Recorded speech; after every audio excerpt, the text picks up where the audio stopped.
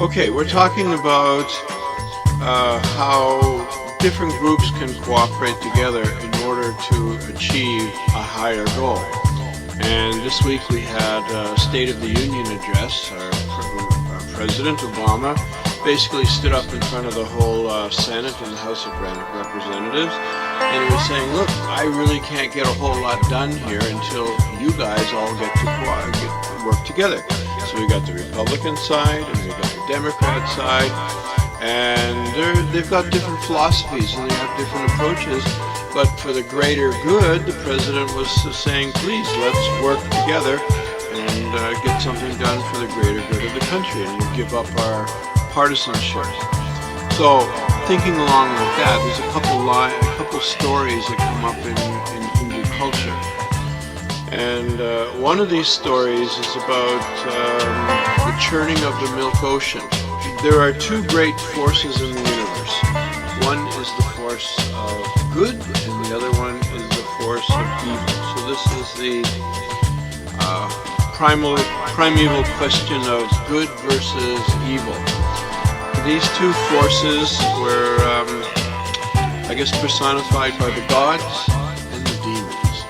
And these two great beings, these two great classes of beings at the beginning of the universe, they had heard a great rumor that if there was a special planet out there, there was a special planet out there, and if it had a milk ocean, a special kind of milk ocean.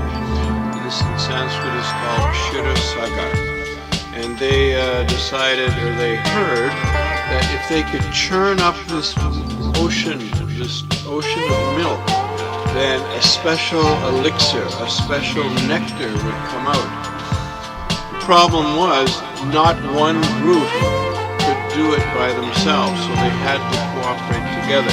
So you had the good guys and the bad guys. You had the demons, the suras and the asuras, the demons and the gods.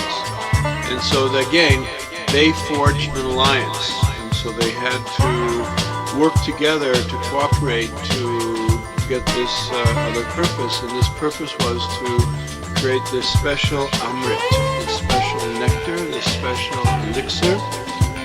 And it was heard that if they could churn this thing up in such a way, then they could produce this nectar. And each side was thinking, as soon as the nectar appears, then we'll grab it for ourselves and we'll drink it and we'll live forever. And the other side was saying, we'll grab it from them and we'll drink it and we'll have immortality. But in this way, they both had to work together. So then the question is, how does one churn up an ocean of milk? And so they got together and they came up with a plan.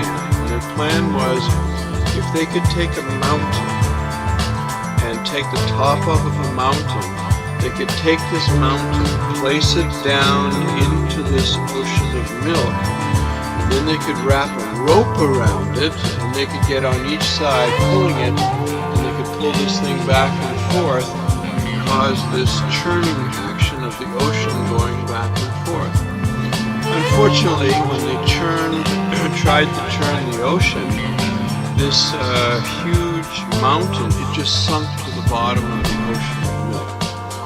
And so then they were trying to figure out, how can this be solved? And so the natural inclination of the asuras is to not do anything with divine help, but simply to solve the problem with themselves. And so they got together